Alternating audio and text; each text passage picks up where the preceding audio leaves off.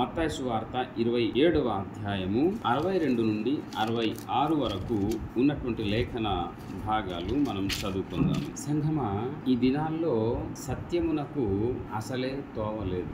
నీతి నైతిక విలువలకు అసలే విలువ లేదు. మానవ దృక్పథ నైతిక విలువలు అణగారిపోయింది, దిగజారిపోయింది. ఎక్కడ చూసినా గానీ అన్యాయము, అక్రమము, బలత్కారము, మరి రకరకాలైనటువంటి ఐహిక విచారాలతో కూడుకున్నటువంటి సంఘటనలు, దుర్ఘటనలు జరుగుతూ ఉంది. ఇది యుగాంతమందున ఇలా జరుగుద్ది అని ప్రభువారు సెలవిచ్చారు. తన సంఘానికి తన యందు నమ్మిక ఉంచినటువంటి తన బిడ్డలకు ఏం జరుగుద్ది కూడాను దేవుడు ముందుగానే తెలియజేశాడు. నేను ఎందుకు ఈ మాటలన్నీ మీకు జ్ఞాపకం చేస్తా ఉన్నానంటే, క్రైస్తవ్యము వలన నాకున్నటువంటి క్వశ్చన్ అది. క్రైస్తవ్యము వలన భారతదేశానికి లేదా ప్రపంచానికి ఏదైనా నష్టం ఉందా? ఏమైనా నష్టం ఉందా? మనం తాగుతామా, జులాయిగా తిరుగుతామా, పేకాటలు ఆడతామా, అబద్ధాలు గాని, మోసాలు గాని, దొంగతనాలు గాని, వ్యభిచారం గాని చేస్తామా, రోబరితనం చేస్తామా, ఎవరికైనా హత్య చేస్తామా, దేశద్రోహ చర్యలు ఏమైనా చేస్తామా? ఒక క్రైస్తవుడు పలానా సంఘస్థులు ఇలా దేశద్రోహ కార్యాలు చేశారు అని ఎవరైనా నేరారోపణ చేయగలుగుతారా? ఎంత మాట అన్నారు సార్! నిజం. మనం సత్యమందు ఉన్నాం కాబట్టి నన్ను ద్వేషిస్తారు, నన్ను హింసించినట్లే మీకు కూడా ద్వేషిస్తారు, హింసిస్తారని యేసు ప్రభువు వారు చెప్పారు. ఈ రోజుల్లో అది చాలా అక్షరాల జరుగుతుంది. ఎంత బాధకరం అంటే, ఈ మధ్య కాలంలో జరుగుతున్నటువంటి ప్రపంచవ్యాప్తంగా, మన భారతదేశంలోనే కాదు, ఎందుకు వీళ్ళు ఇలాగ అయిపోయారని అంటే, ఇలా ఆలోచన చేసేటప్పుడు వాక్యాన్ని గనుక మనం జ్ఞాపకం చేసుకున్నప్పుడు మరలా కుప్పకూలిపోయిన మనస్సు గొప్ప ఉజ్జీవంతో బలం వచ్చేస్తుంది నా. హల్లెలూయా. ఎందుకంటే యేసు ప్రభువారు ఏం చెప్పారో అక్షరాల అవి అన్ని జరుగుతుంది. మనం ఎంత భాగ్యవంతులము, మనము సత్యానికి సాక్షులుగా మనం ఉన్నాము. కానీ బ్రదర్ గారు అన్నట్లుగా ఇవన్నీ కూడా మనం చేస్తున్న వాళ్ళలాగా లేము కాబట్టి వాళ్ళు మనల్ని ద్వేషించండి. ఆంధ్రాలో సీఎం గారు చంద్రబాబు నాయుడు గారు, ఆయన మద్యపు దుకాణాలను తెరిచి ఉన్నాడు. ఆయన అందరికి తెలుసు. సారా ఫ్యాక్టరీలు ఉన్నాయి. బాబు, మీరు సారా తాకూడదని ఎవరు చెప్తారు చెప్పండి? ఒక క్రైస్తవుడే చెప్తాడు. ఇలా మనం చెబితే గనుక సీఎం గారి ఖజానాకి ఎన్ని వేల కోట్లు నష్టం వస్తుంది. అందుకొరకే వాళ్ళు మనకు ద్వేషిస్తా ఉంది. వీళ్ళు వంక మనం చేయాల్సిన రకరకాలైనటువంటి అనైతిక విలువలతో కూడినటువంటి వ్యాపారాలు మూతపడతాయి. గనుక ఈ క్రైస్తవ్యం ఉండకూడదు అంటున్నారు. అంత తప్పితే ఇంకేంటి? మనం ఎంత నీతిగా, నిజాయితీగా, నిస్వార్థమైన సేవ చేస్తా ఉన్నాం. మనం ఎవరికైనా మనం వాళ్ళలాగా అడుగుతున్నామా? వాళ్ళలాగా మనము దోచుకుంటున్నాము? ఏం లేదు. ఆనాడు యేసు ప్రభువును ఈ విధంగా ఆలోచించి చంపేశారు. ప్రభువును సమాధి చేశారు. యేసు ప్రభు వారు చనిపోయారు అనుకున్నారు వాళ్ళు. ఈ వంచకుడిని మనం చంపితే గనుక మన వ్యాపారాలు సాగవు అని వాళ్ళు అనుకున్నారు. అలా చేశారు కదా, చంపేశారు. ఇదిగో ఈ వంచకుడిని మనం చంపేసి పాతరేసాము. అతను బ్రతికి ఉన్నప్పుడు మాత్రము ఏం చెప్పాడంటే, నన్ను మీరు చంపినా గానీ పాతేసినా గానీ నేను మళ్ళీ లేస్తాను.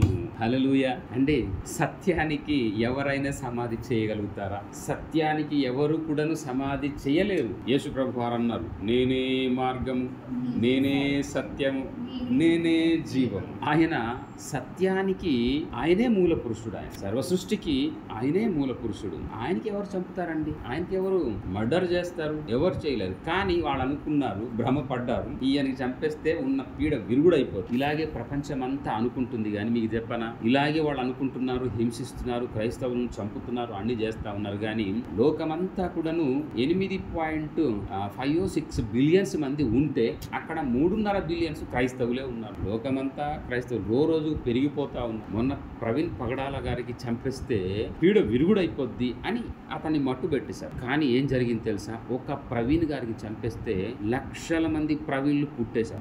గల్లీలో పుట్టేశారు. ఈవెన్ హిందువులు కూడాను తప్పు, అది హత్యే, అది నేరం అని వాళ్ళే అంటున్నారు. దేవుడు ఎంత కార్యం జరిగించాడంటే, సత్యానికి ఎవరు పాతరేస్తారండి? సత్యానికి ఎవరు కూడాను సమాధి చేయలేరు అనుకున్నారు. యేసు ప్రభు వారు బ్రతికి ఉన్నప్పుడు నేను లేస్తాను అని ఆయన అన్నాడు అని వాళ్ళు గవర్నర్ దగ్గరికి, పిలాతు దగ్గరికి వెళ్ళి వాళ్ళు రిపోర్ట్ చేశారు. అయ్యా, ఆ వంచకుడు బ్రతికి ఉన్నప్పుడు నేను మళ్ళీ లేస్తాను అన్నాడు. కనుక ఆ సమాధికి ఏదైనా మనం చేసేయాలి, రాకుండా బయటికి రాకుండా అతను ఆ లోపలికి కూలిపోయేటట్టుగా మనం తాళం వేసేయాలి, మీరు కూడా ముద్ర వేయండి అని చెప్పంగా అతను కూడా మీకు ఏం తోస్తే అది ఆ విధంగా సమాధికి పగడబంది అతను బయటికి రాకుండా చేశాడు. ఏమంటే దేవుడికి ఎవరైనా బంధించగలుగుతారా? ఆయన మనిషి సమాధిలో కూలిపోవడానికి. కనుక అసలు జరిగింది ఏంటంటే మరి వాళ్ళందరూ కూడాను అనుకున్నట్లుగా చాలా పగడ్బందీ చేసినప్పటికీ కూడాను యేసు ప్రభువారు సజీవుడుగా లేచాడు. ఆయన లేచి ఉన్నాడు, ఇక్కడ లేడు అని దూత వాళ్ళ యొక్క శిష్య బృందానికి చెప్పాడు అని సువార్తల్లో ఇది ఉంది. చివరి అధ్యాయం మనందరికీ తెలుసు. సమాధి వాళ్ళు భద్రం చేసినప్పటికీ కూడాను యేసు ప్రభువారు లేచినట్లుగా మనకు తెలుసు. అది చరిత్ర మనకు బోధ చేస్తూ ఉంది. కనుక ఈ సమయంలో ఆయన ఎవరెవరికి లేచిన తర్వాత కనిపించారు, ఎవరెవరికి ఆయన కనిపించారు అని మనం అనుకున్నట్లయితే శిష్యులందరికీ ఆయన కనిపించాడు, శిష్య బృందం అందరికీ కనిపించాడు. ఆయన 20 అధ్యాయంలో 8, 26, 28 వచనాల్లో ఆ డీటెయిల్స్ అంతా ఉంది. యోహాను సువార్త చివరి అధ్యాయాలు యేసు ప్రభువారు ఎవరెవరు కనిపించారనే డీటెయిల్స్ అంతా కూడా అక్కడ పొందుపాటు చేయబడి తర్వాత ఇంకా ఆయన ఎవరెవరికి కనిపించారు అని అనుకున్నట్లయితే 1 కొరింథీ 15వ అధ్యాయము 3 నుండి 6 వచనాలు ఆయన శిష్యులందరికీ కనిపించాడు. తర్వాత ఒకసారి ఒక సమూహానికి 500 కంటే ఎక్కువ మంది ఉన్నటువంటి సమూహానికి కూడాను కనిపించాడు, ఆయన బోధ చేశాడు అని 1 కొరింథీ 15వ అధ్యాయం 3 నుండి 6 వచనాల్లో రాసి ఉంది. హల్లెలూయా. ఇప్పుడు మనము అనుకుందాం అసలు విషయం ఏంటంటే యేసు ప్రభువారు శిష్యగణం అందరికీ కనిపించాడు, శిష్యురాళ్ళకు కూడాను కనిపించాడు. మగ్దలేని మరియకు ముందు కనిపించాడు అక్కడ ఆ సమాధి దగ్గరే. అక్కడి నుంచి శిష్యులందరూ కూడా కనిపించారు. తర్వాత ఇలాగే సమూహంగా ఉన్నటువంటి ఒక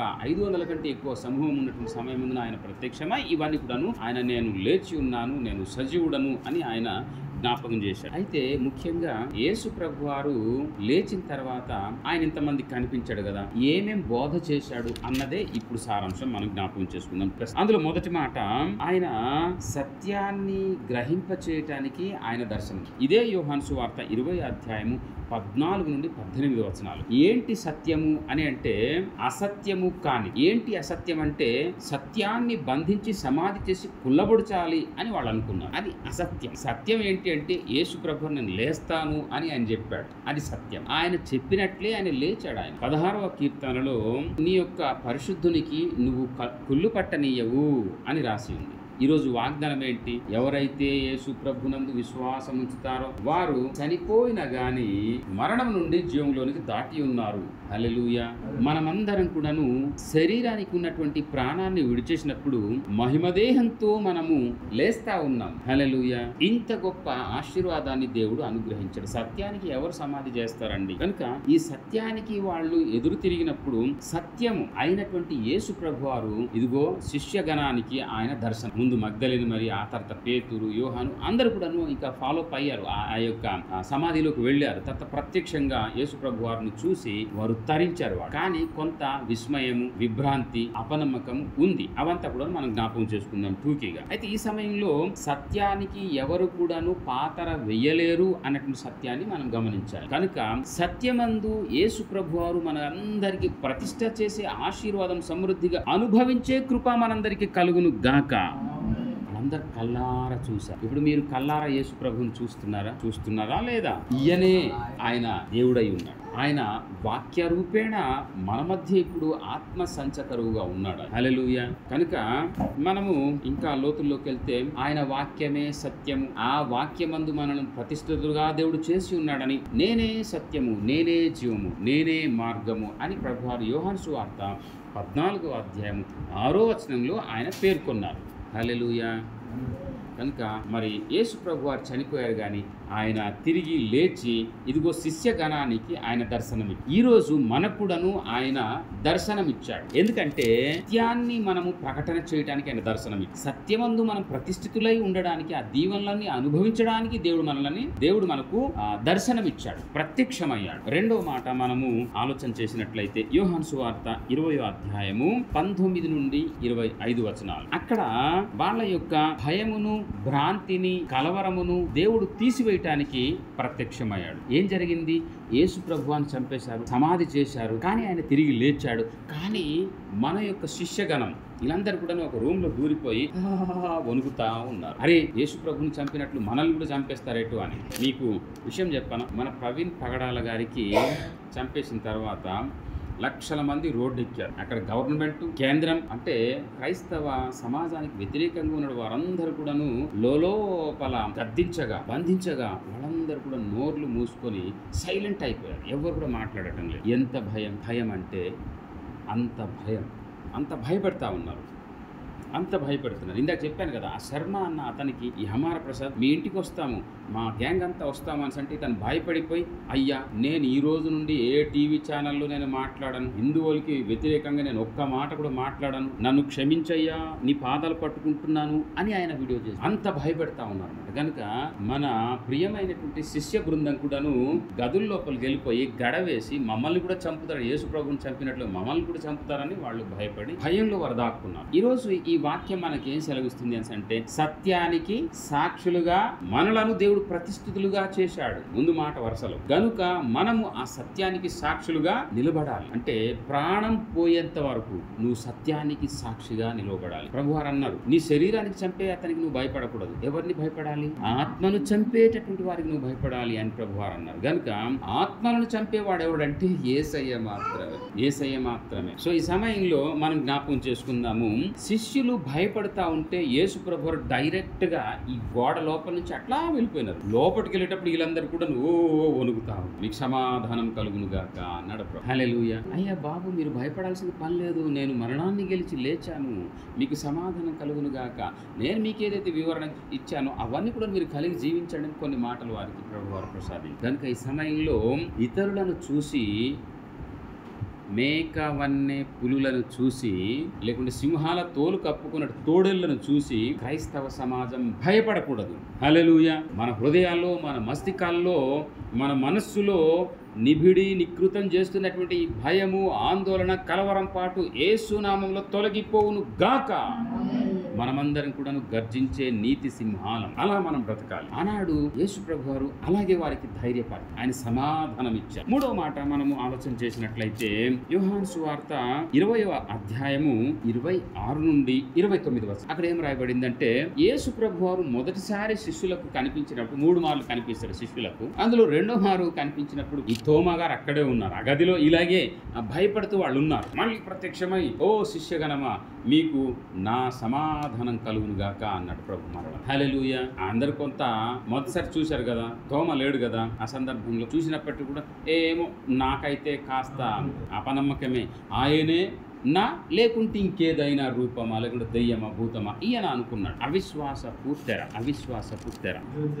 ఈరోజు హైందవులందరికీ జ్ఞానం లేదా అంటే వారికి చక్కని జ్ఞానం ఉంది, కానీ ఇహలోక సంబంధమైనటువంటి దేవత వారి యొక్క మనోనేత్రాలకు అవిశ్వాసపు ఈ తెర కమ్ముకున్నాడు. ఈ యుగ సంబంధమైనటువంటి దేవత వాళ్ళ యొక్క మనోనేత్రాలకు గుడ్డితనము కలుగజేశాడు అని 2 కొరింథీ 4వ అధ్యాయం 4వ వచనంలో రాయబడి ఉంది. చూసారా సంగమా, దేవుడు ఎంత స్పష్టంగా చేశారంటే, వాళ్ళు ఇది గ్రహించగలుగుతారా అంటే వాళ్ళు గ్రహించలేరు. అవసరమైతే సత్యం కొరకు నిలబడినటువంటి వ్యక్తులను ఎలాంటి వాళ్ళని చంపడానికి వాళ్ళు రెడీ. అంతలా ఈ దుష్టుడు వాళ్ళల్లో నిండిపోయి ప్రబలిపో ఉన్నాడు. కానీ మనమైతే భయపడాల్సినటువంటి పని లేదు అని నేను మీకు జ్ఞాపకం చేస్తాను. ఇదిగో అవిశ్వాసపు తెరల్లో ఉన్నటువంటి వీళ్లకు విశ్వాసపు యొక్క ధైర్యం కలిగించడానికి యేసు ప్రభువారు ప్రత్యక్షమయ్యాడు. మీరు వింటున్నారా? యేసు ప్రభువారు ఎందుకు ఆయన చనిపోయి తిరిగి లేచిన తర్వాత తన శిష్యగణానికి కనిపించాడు తెలుసా? ఏమనుకున్నారంటే, యేసు ప్రభువారు ఉన్నప్పుడు ఆయన వెనకాల తిరిగాము, బాగా రొట్టెలు దొరికాయి, మంచి గౌరవం దక్కింది, హోదా అంతస్తు కలిగింది, అంతా ఏర్పడినప్పటికీ కూడాను ఆయన చనిపోయి లేస్తానన్నారు, లేచారు. కానీ ఆ పని చేయటానికి మనకెక్కడది, ఆయన వెళ్ళిపోయినారు. కనుక మనం మన పని చేసుకుంటే సరిపోద్దయ్యా అని వాళ్ళు అనుకున్నారు. వాళ్ళు కనుకనే వెనక్కి వెళ్ళిపోతున్నటువంటి వారికి యేసు ప్రభువారు బ్రతికిన దినాల్లో ఏం చెయ్యాలని చెప్పాడో అది తిరిగి వాళ్ళు చేయటానికి యేసు ప్రభువారు తిరిగి లేచిన తర్వాత వాళ్ళకి బలపరుస్తా ఉన్నాడు. అదే నేపథ్యం మనకు కూడాను వర్తిస్తుంది. కనుక మనలను కూడాను వాళ్లకు సత్యమందు ప్రతిష్ఠితులుగా చేసినట్లే దేవుడు మనందరి కూడాను ఆ సత్యానికి సాక్షిగా ప్రతిష్ఠితులుగా దేవుడు మనలను చేసి ఉన్నాడు. మొదటి మాట. రెండోది, మరి భయము, భ్రాంతి దేవుడు వాళ్ళకి తొలగించాడు. అలాగే మనల్ని కూడాను భయము, భ్రాంతి దేవుడు తొలగించాడు. మూడవ మాట, అవిశ్వాసపు తెరల నుండి మనం విశ్వాసపు యొక్క బలంలోకి రావాలని దేవుడు దర్శనం ఇచ్చాడు వాళ్ళకి. ఈ రోజు మనల్ని కూడా అదే ఆ విశ్వాసంలో మనం బలపడడానికి దర్శనం ఇస్తా ఉన్నాం. హల్లెలూయా. మనం చూద్దాము యోహాను సువార్త 20 అధ్యాయం 26 నుండి 29 వచనాల్లో తోమాకు ప్రభువారు అంటారు, అయ్యా నేనే, నన్ను చూడు, ఈ యొక్క నా చేతి గాయాలను స్పర్శించి నా పక్కలో చేయి పెట్టి విశ్వాసిగా అవిశ్వాసి కాక విశ్వాసిగా బ్రతుకు సుమా అని ప్రభువారు ఆర్డర్ చేశారు. సంగమా, ఆ రోజు యేసు ప్రభువారు పౌలు గారు అన్నట్టుగా మేమేదైతే కనులార చూసామో, ఏదైతే మేము చెవులార విన్నామో, ఆ సత్యానికి సాక్షిగా మేము ఉన్నాము అని పౌలు గారు స్పష్టం చేశారు. తర్వాత దినాల్లో వీళ్ళు కూడా యేసు ప్రభు వారికి బలపరిచిన తర్వాత అలాగే వీళ్ళందరూ కూడా మారారు. కానీ ఈ రోజు మనకు ఏం మాట వర్తిస్తుంది అంటే, ఆ రోజు వాళ్ళు చూసి నమ్మకం విషయంలో కాస్త సన్నగిలిపోయినటువంటి పరిస్థితి. ఈ రోజు కూడాను కన్ను పట్టుకుని వచ్చి హాయ్ అని అంటే అయ్యయ్య బతుకుంటే బలుశాఖని మనం తినొచ్చని మనలో కొంతమంది నిలబడొచ్చు, కొంతమంది గుండె ఎదురుగా తిప్పొచ్చు. అంటే వీళ్ళు భాగ్యవంతులు, మనం దౌర్భాగ్యవంతులం. ఇలాంటి సందర్భంలో మరి ఎంతమంది ఇలా దేవుని సంధికి వచ్చి సత్యానికి సాక్షిగా ధైర్యంతో మరి ముందుకు నడుస్తారు చూడాలి. మరి అలాంటి క్లిష్టమైన పరిస్థితిలో మనం ఉన్నాం. దుబాయ్లో బైబిల్ కనిపిస్తే కాల్చి చంపేసే ఆర్డర్స్ కూడా ఉన్నాయట కొన్ని ప్రాంతాల్లో. ఇప్పుడు అలాంటి పరిస్థితి భారతదేశంలో తీసుకురావాలని అహర్నిశలు ప్లాన్ చేస్తా ఉంది. యేసు ప్రభు వారు విశ్వాసంలో స్థిరపాటు అవ్వటానికి ఆ రోజు వాళ్ళకి దర్శనం, ఈ రోజు వరకు కూడా దేవుడు మనకు దర్శనం ఇస్తా ఉంది. విశ్వాసంలో మనము బలవంతులుగా ఉండాలని, విశ్వాసంలో మనమందరం కూడాను బలవంతులుగా ఉండాలని దేవుడు దర్శనం ఇచ్చాడు. 4వదిగా యోహాను సువార్త 21వ అధ్యాయం 1-12 వచనాలు. యేసు ప్రభు వారు ఆయన చనిపోయి తిరిగి లేచిన తర్వాత 2 మార్లు వాళ్ళకి కనిపించినా గానీ వాళ్ళు అనుకున్నారు, పేతురు గారు ఏం చేశారని అంటే తన వలని తీసుకొని చక్కగా బాగు చేస్తా ఉంటే పక్కన ఉన్నట్టు తన సహోదరులందరూ కూడా దగ్గరికి చేరి, అయ్యా మీరేం చేస్తా ఉన్నారు? ఇంకేం చేస్తాను, ఆ మహానుభావుడు వచ్చాడు, ఏదో చెప్పారు, ఆయన వెళ్ళిపోయినారు. ఇప్పుడు మనం కాస్త వల బాగు చేసుకొని సముద్రానికి వెళ్ళకపోతే మనకు భుక్తి ఎక్కడదయ్యా? అప్పుడు యేసు ప్రభు వారు ఉన్నారు, రొట్టెలు, ఆహారము, భోజనము, తర్వాత గౌరవము, ఇవన్నీ కూడా మాకు ఉండింది. ఇప్పుడు అవి అంతా కూడా ఎక్కడి నుంచి వస్తాయి? చాలా కష్టం. కనుక వల బాగు చేసుకుంటాను, సముద్రంకి వెళ్ళి చేపలు పట్టుకొని నా భార్య బిడ్డలు పోషించాలి అని ఆయన సాక్ష్యం ఇచ్చాడేమో. వీళ్ళందరూ కూడా అలాగే రెడీ అయిపోయినారు. నువ్వు వెళ్తున్నావు, మేము కూడా వస్తాం. అందరూ వెళ్ళారు. ఆ విధంగా వెళ్ళిపోయిన తర్వాత అక్కడ యేసు ప్రభు ప్రత్యక్షమయ్యారు. పిల్లలారా, మీ దగ్గర ఏమైనా తినడానికి ఏమైనా ఉందా? తెల్లారి నుంచి మేము ఎగాబిగా రాత్రి అంతా మరి శ్రమపడి ఇన్నిసార్లు వలలేసినా గానీ ఒక్క ఇలిసే కూడా పడలేదు. తినడానికి ఏమైనా ఉందా అని మాకే దిక్కు దిమానం లేకుంటే ఈయన అడుగుతున్నాడు ఏంది అని వాళ్ళు అనుకున్నారు. ఏం లేదయ్యా, ఏం లేదు ప్రభువా అని వాళ్ళు ఆన్సర్ చేశారు. అయితే అప్పుడు ప్రభువారు చెప్పారు, సరే మీ కుడి వైపున వల వేయండి అని ప్రభువారు మాట చెప్పంగానే వాళ్ళు వేశారు. వేసిన తర్వాత 150 పెద్ద పెద్ద చేపలతో వల పిగిలిపోయేంతగా చేపలు పడ్డాయి. కానీ ఏం కాలేదు. వాళ్ళు లాగారు, పట్టుకున్నారు, సంతోషించారు. అసలు మనం అర్థం చేసుకోవాల్సిన విషయం ఏంటంటే, యేసు ప్రభు వారు ఆ సమయంలో వాళ్ళకి దర్శనమిచ్చి ఏం చెప్పాడు మనం అన్ని కూడా ఇప్పుడు జ్ఞాపకం చేసుకుంటున్నాం. 4వ మాట ఇది, దేవునిపై ఆధారపడేటట్టుగా చేశాడు. నువ్వు ఒక ఆలోచన చేసుకొని నీ వ్యాపారంలో, నీ ఉద్యోగంలో, అనుకున్నటువంటి సంఘం యొక్క కార్యక్రమాల్లో, ఏదో వ్యాపారంలో మనంగా ఆలోచన చేసి వెళ్ళిపోతే అది అంత విజయం వరించదు.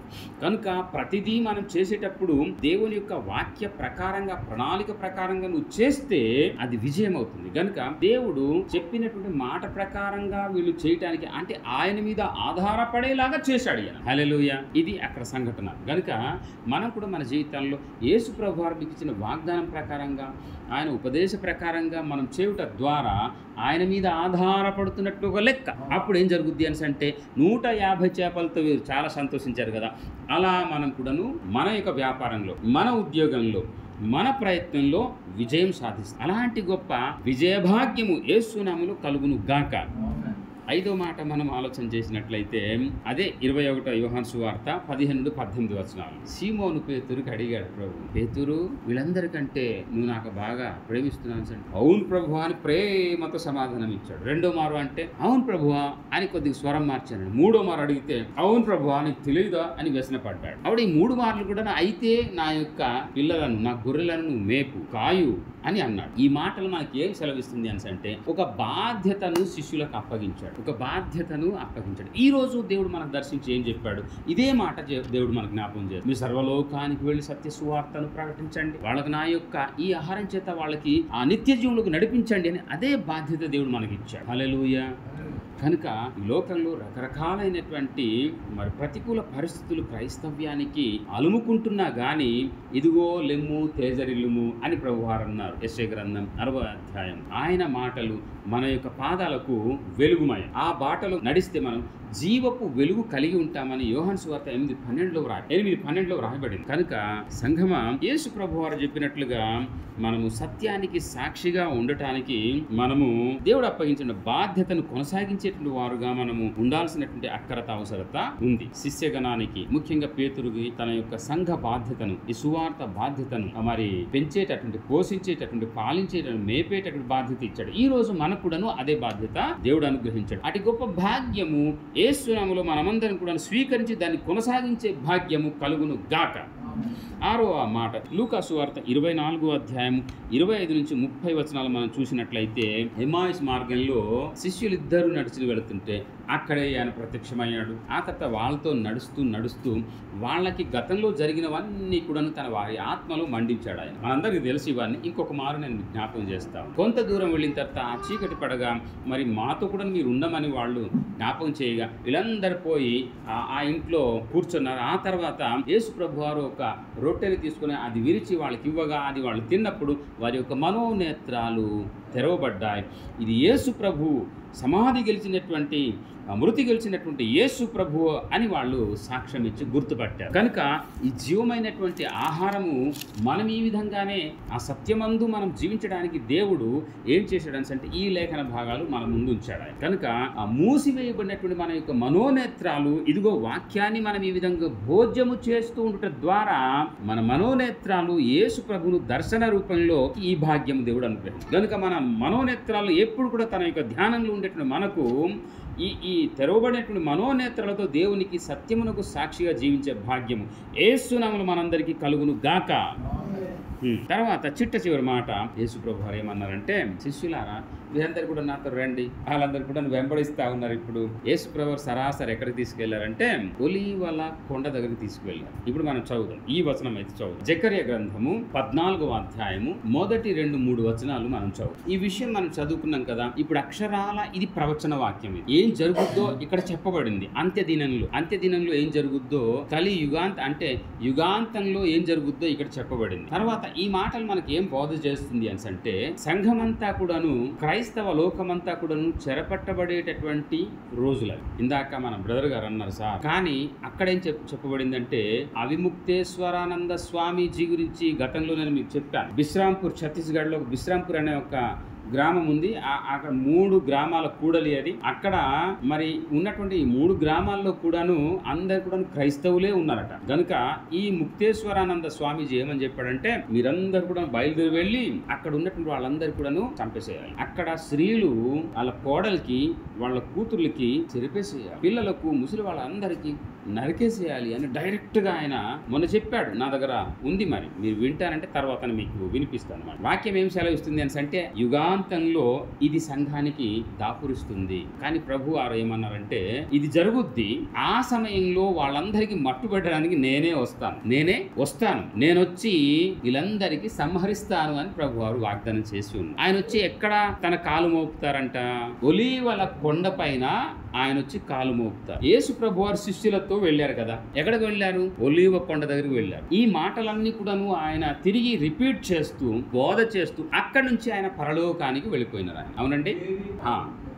అలా ఆయన పరలోకానికి వెళ్ళిపోతే అవన్నీ కూడా వీళ్ళు చూస్తూ అలాగా విభ్రాంతిగా ప్రభు వైపు చూస్తా ఉన్నారు. అపోస్తుల కార్యము 1వ అధ్యాయం మనం తీసి చదువుదాం, అది కూడా చదువుదాం. ఇదిగో అక్కడ జరిగినటువంటి సత్యాలు భవిష్యత్ కాలంలో జరుగుద్ది అని అంటే ఇప్పుడు మొదలైంది, అది జరుగుతుంది. యేసు ప్రభు వారు త్వరగా రాబోతున్నారు. ఆయన ఎలాగైతే ఆ మేఘం మీదికి ఎత్తబడి ఆయన పరలోకానికి వెళ్ళిపోయినారో వీళ్ళందరూ కూడా ఇలా చూస్తా ఉన్నారు కదా. వీళ్ళందరూ కూడా చూస్తున్న సమయంలో దేవదూతలు అక్కడ ప్రత్యక్షమయ్యి మీరేం చూస్తా ఉన్నారు? మీరేం సంఘమా, సత్యానికి వాళ్ళు పాతరేసేయాలని సమాధి చేసి దానికి రాజముద్రతో బంధించేశారు. యేసు ప్రభు వారు లేచారు, శిష్యులకు సత్యమందు ప్రతిష్ఠితులుగా చేశాడు. తర్వాత వాళ్ళలో ఉన్న భయం తొలగించాడు. తర్వాత విశ్వాసాన్ని స్థిరపరిచాడు, తన పైన ఆధారపడేటట్టుగా చేశాడు. తర్వాత బాధ్యత అప్పగించాడు. తర్వాత ప్రవచనాలన్నీ కూడా ఎలా నెరవేర్చబడ్డాయో కనువిప్పు కలిగించాడు, మనోనేత్రాలను తెరిచాడు. తర్వాత ఇవన్నీ చెబుతూ వాళ్ళకి నడిపించి ఒలీవ కొండ దగ్గర నడిపించి ఆయన పరలోకానికి వెళ్ళిపోయాడు. ఆయన చూస్తున్నట్టు వీళ్ళందరూ వారందరూ కూడాను మళ్ళీ అక్కడ దేవదూతలు ప్రత్యక్షమై మీరు ఎవరినైతే చూశారో వెళ్ళడము, ఆయన తిరిగి రాబోతున్నాడు. ఆయన వచ్చేటప్పుడు ఇదే ఒలీవ కొండ పైన ఆయన కాలు మోపబోతున్నాడు. జకర్యా గ్రంథంలో అది ఉంది. అది ఇంకా నెరవేర్పు జరగలేదు. కానీ సంఘము ఇప్పుడు హింసించబడుతుంది, అది జరుగుతుంది. దేవుడు అక్కడ ఆ మాట ప్రవచనం చేశాడు. ఆ తర్వాత అన్ని సువార్త గ్రంథంలో కూడా ఈ హింస గురించి వ్రాయబడింది. అవి జరుగుతూ ఉంది. యేసు ప్రభువారు త్వరగా ఆయన ఒలీవల కొండపైన తన కాళ్ళు మోపబోతున్నాడు. ఆయన మనమందరం కూడాను యేసు ప్రభువారు ఏ విధంగా అయితే శిష్యులకు సిద్ధపాటు కలుగజేశాడో అలాంటి గొప్ప సిద్ధపాటుతో తన రాకడలో మనమందరం కూడా ఎత్తబడేటటువంటి సంఘముగా, ఆయన సత్య సువార్తకు సాక్షులుగా, ఈ లోకమందు మనము సంఘముగా మరి దేవునికి మహిమ తెచ్చేటటువంటి బిడ్డలుగా జీవించే కృపా భాగ్యము మనందరికీ సమృద్ధిగా యేసు ప్రభుల వారు అనుగ్రహించే భాగ్యము కలుగును గాక.